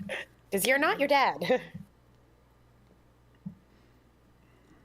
And then, of course, if you learn that because Mufasa had shut out the hyenas, they ended up helping overthrow him. Yep. They never really fully addressed the hyena nonsense. The only thing that was really addressed with the hyenas was that they followed Scar, And they were wrong for doing so because instead of getting in their share, they took more and upset the balance of the circle of life, which was the whole point. It's like, it's not hyenas bad, it's hyenas overstepped their bounds. Their reflection only showing half of her. Led by a greedy reflection lion. only showing half of her. Yeah. When will her reflection show who she is inside? Yeah, and here's the seriously, thing. Does every Disney princess have important water? Do they have to reflect in the water specifically? Like that's the thing. Okay. Same singer as Anastasia, Jasmine in the sequels, and Princess Odette. Mm-hmm. And here is our "Can You Feel the Love Tonight" moment, where we have a romantic duet in the mindscape. I prefer this over "Can You Feel the Love Tonight." Well, most of "Can You Feel the Love Tonight" isn't given to the characters. It's introduced by Timon and Pumbaa and heard by the "Can You Feel the Love in the Air" singing, essentially.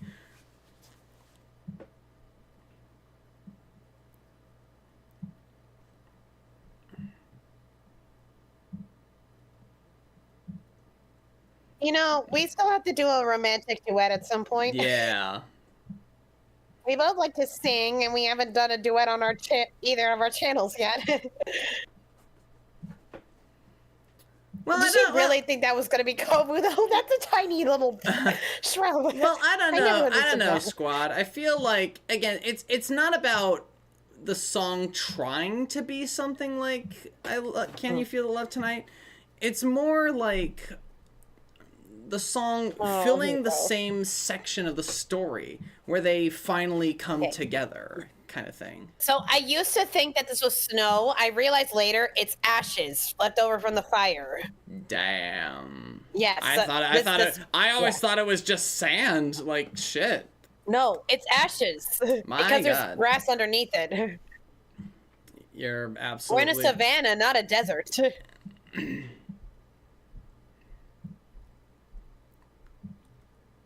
No, it's the fire. It's the purge place. Ew, probably don't be tossing that around like that. Not good for the lungs.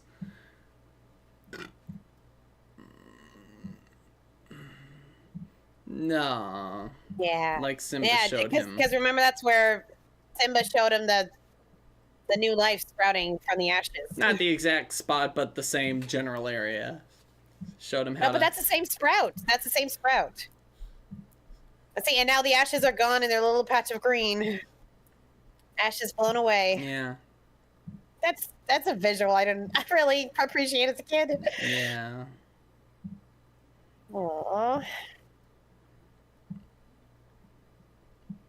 Out of the ashes of terrible actions, we can bring better, I think, you know, is kind of the visual metaphor going on there. Again. What's the lions rolling on top of each other in these movies? Yeah. And the entire reason for the half reflection, the whole song. Oh, here we go. Don't you shake your hips like that, you saucy little thing. So, for who else did that line totally fly over their head as a kid? A lot. Yeah. And then you're like, whoa, he was full on. Hello. Let's elope and have all the babies. Ugh.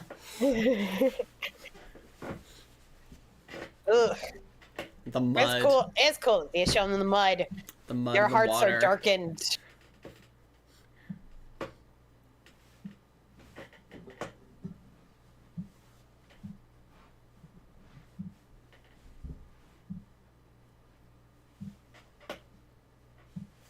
Right, yeah, sure. The wind swirling is Mufasa's spirit. No, we got that. Yeah. It just didn't mention it. And this animation between these two is pretty funny.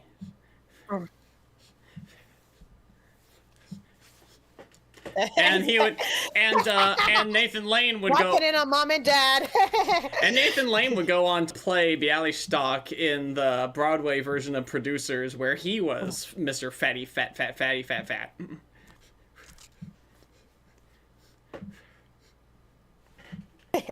It's like when you're walking on your parents doing the deed.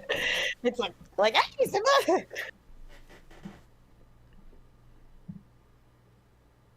Yep. What kind of birds are those?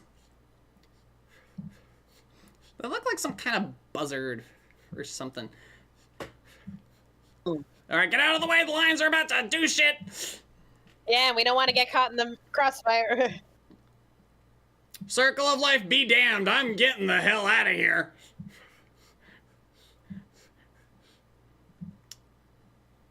Turf war. You know, I think this probably happens with lions in real life. Now, those are definitely vultures. Buzzards. The Jets are gonna have their way tonight. The Sharks are gonna have their day tonight.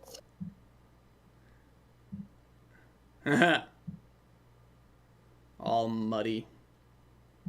So love the way the mud is drawn here.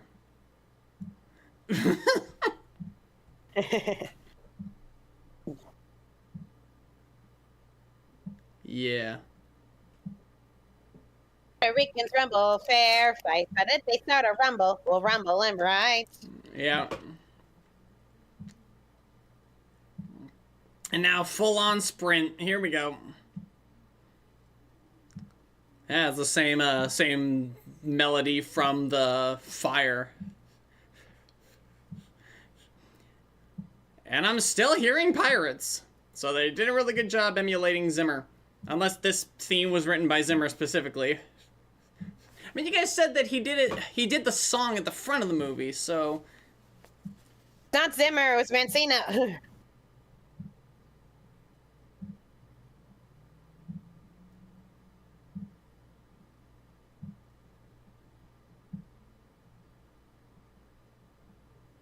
How about yippee-ki-yay, motherfucker?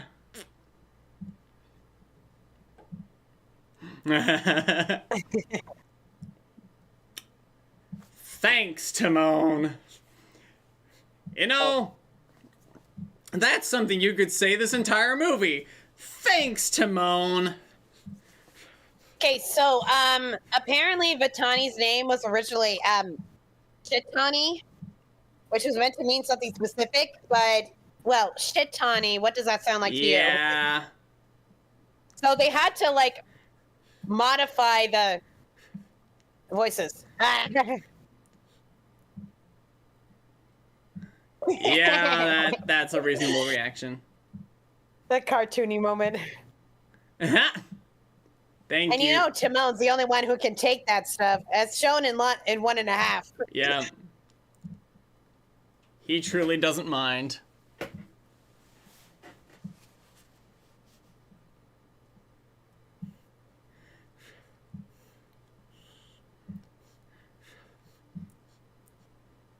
Actually, you hear this 2 notes?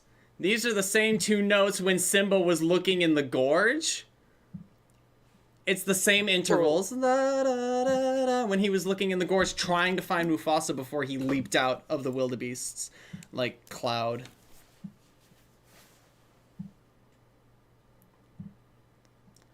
Only this worked in real life.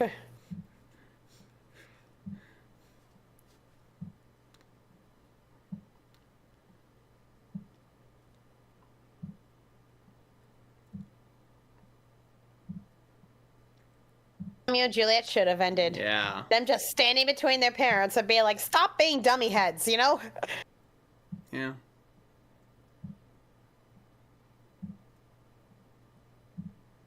And then suddenly they look a lot less sickly.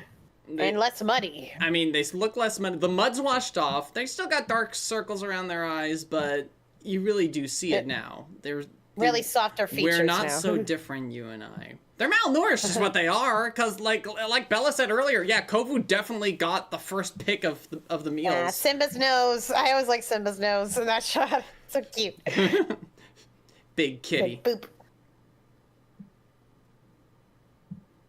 Yeah, apparently they had to modify every time that Vitani's name was said. Sounds like what they had to do on the Secret of what Bluth and Company had to do on Secret of Nim.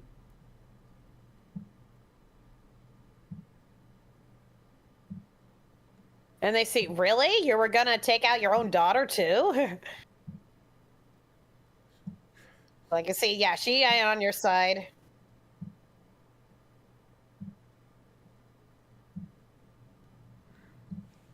God, you were quite a few years pretty early, but yeah, no. Well, okay, shit. So Zira's actual last words in the original cut were when she's on this cliffside here, and Kiara's offering to help her. You know, I'll get there when we get there. Yeah. Just a few seconds. And here's the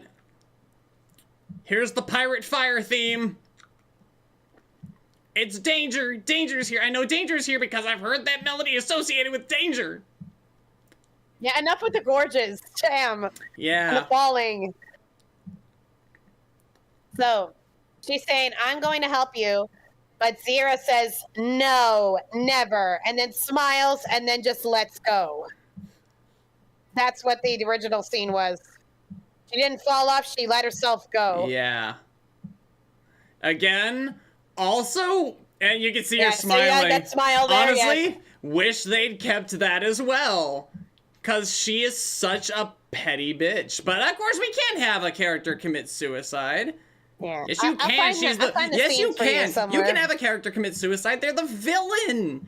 They're supposed to do not good things. What are you talking about? They apparently thought that was too dark. Bullshit. She did try. She tried to stop the cycle of violence with forgiveness, and it was rejected. But yeah, they even kept that look of horror on Kiara's face when Zira said no, never. You know, even if she didn't say no, never, they should have kept like a smile on her face to imply it. Like they should have reanimated it with just. They did keep that smile on her face. No, what I mean is like removing the lip flaps and having a sustained shot on her smirk before she leaps. You know. But yeah. Now we're gonna be better. We're going to do better. And look, they don't look as malnourished anymore. You can tell which ones are which because they did that on purpose. Because their fur is much more ashy, which again makes a lot of sense. They probably haven't had a proper dirt bath in a while. Mufasa's the best shipper.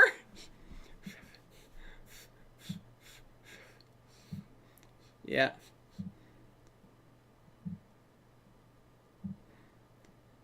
Yeah. Yeah, the snot bubbles on Puma are really well animated there.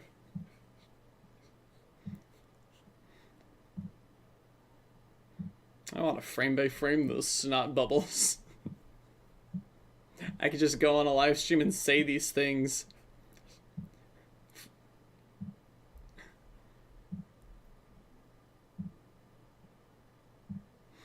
Yeah. Here they are. The whole family. Woo! Yeah, baby. Yeah? Baby what? Yeah, they're going off. They're roaring. They're roar. Roar. Well, ain't this a familiar sight? I always gotta end it on Pride Rock. He may have only had like 3 lines, but James Earl Jones killed it in this movie. that hits harder now that James Earl Jones is actually up there. Yeah. Oh, nope, 4 lines. And yeah, there she's up there in the clouds now. Yeah. Daryl Rooney, Jeannie Russell. Yep. gotta know who all the different songs were done by. Yeah, but yeah, a lot of this inspired Daughter Discord. I didn't try to do a direct rip, though. Of course not. Yeah. But you can definitely see some pieces here and there. Like, I like my romantic leads to be more like cinnamon rolls than alpha males, you know what I mean? Jason Marsden as Kovu. Well, not always. I mean, what am I saying? I just like making cinnamon. I just making cinnamon roll romantic male leads, you know? Yeah, absolutely. No, I get that. Yeah. Funny little guys, sad little guys. They have. You read the book I'm writing. You know the cinnamon roll male I'm talking about. Yeah, I think I do.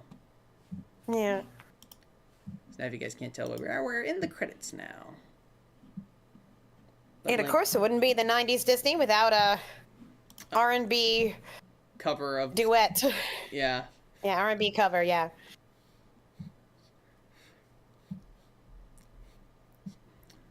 What a great song for it too. And for Lion King specifically, the love song.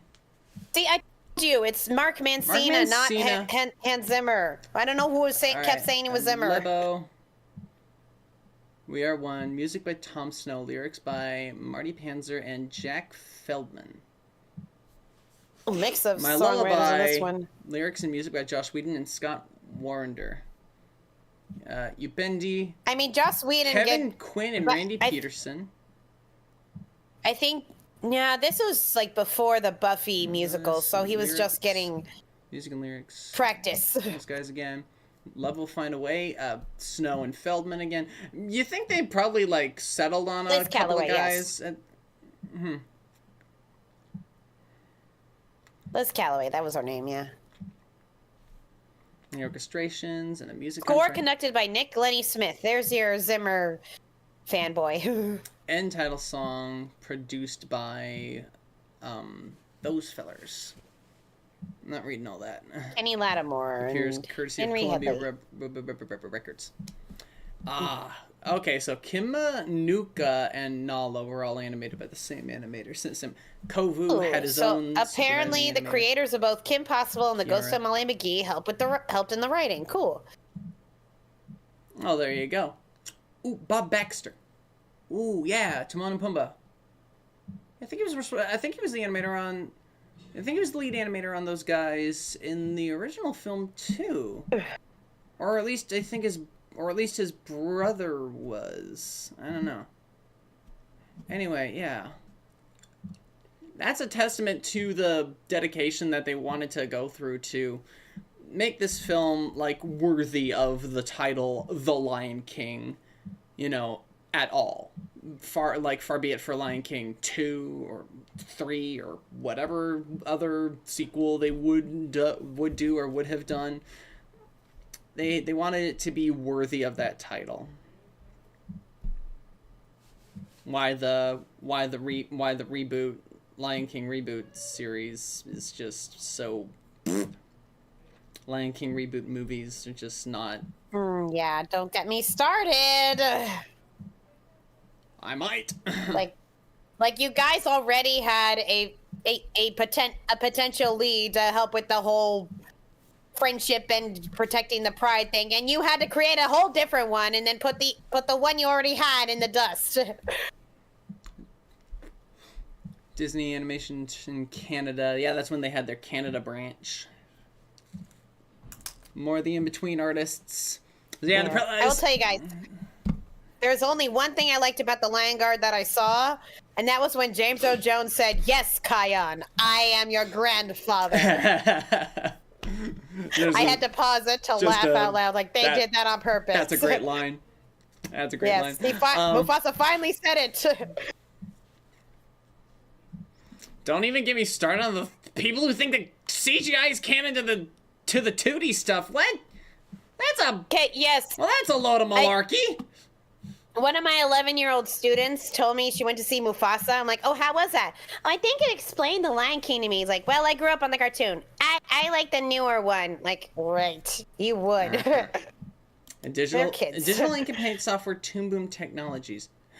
Okay, maybe Toon Boom Technologies was just a subsidiary of, like, the people who were responsible for the for caps, honestly, because like there's absolutely no way that they were using Toon Boom, the program Toon Boom, in these things. It's like that's twice now. That's twice now in one of these direct-to-video things that Toon Boom's been seen with a credit on that. Stretch this out. I can barely say anymore. I shouted to more than I should have tonight. Yeah, I noticed. Yeah, you gotta. I think you gotta rest your voice, and I don't think there's anything more than I can say. The animation's pretty good. The story, honestly, no. I will say that the animation's pretty good. The songs, I think being done by different people makes their connection to each other a little weaker. Like you hear that all the songs were written by Elton John and Tim Rice for like the original film, and it's like you feel that because it makes all the songs fit together. Whereas in this film, they do feel like they feel like Lion King songs, but they don't all necessarily gel together. But it does come together as a cohesive musical story. Like the storytelling through music was done really well. Lacking in maybe a proper full I Want song, or even like Kiara having the full verse, and then just having Simba take over the last 2 lines about "We are one." Like, I feel like we need a little more from her. I mean, we did get her section in the love ballad, but like before she wants a dude, you know, like it's like I want to know what she wants before she just wants a dude. I guess her wants are as vague as Belle's. She just wants more. She wants independence. That's what she wants. Yeah. I mean, it's a simple motivation. But the thing is, Ariel also wanted independence, but more specifically, she wanted to be where the people are. That's what I'm saying. It's like, I want Kiara's like, what is your specific independence that you want? With Mulan, she wants her reflection to show who she is inside. Why can't she just be who she is? And she feels like no one really sees her. That's her struggle. Where with Kiara, her father's too controlling. Maybe if they made her feel like a bird in a cage. They did compare her to a bird in a nest in the visuals at the start of that number though. So that was pretty good. But anyway, I think that's all, honestly. If I hammer it more, if I go on any longer, I'm probably gonna start repeating myself. So you're probably gonna make me mad too. Why? I'm saying good things. This is all constructive. I'm not tearing anything apart. But anyway, thank you all so much for joining us on this epic. I'd say this epic. And if you're viewing this after the fact, thanks for watching. And until next time, when we will head off to the land of fairies, right? Yep. Jukebox musicals count, everybody. Next week is Strange Magic. And until next time, remember to take care, stay safe, and be kind in all that you do. Good night, everybody! Oh, God going no.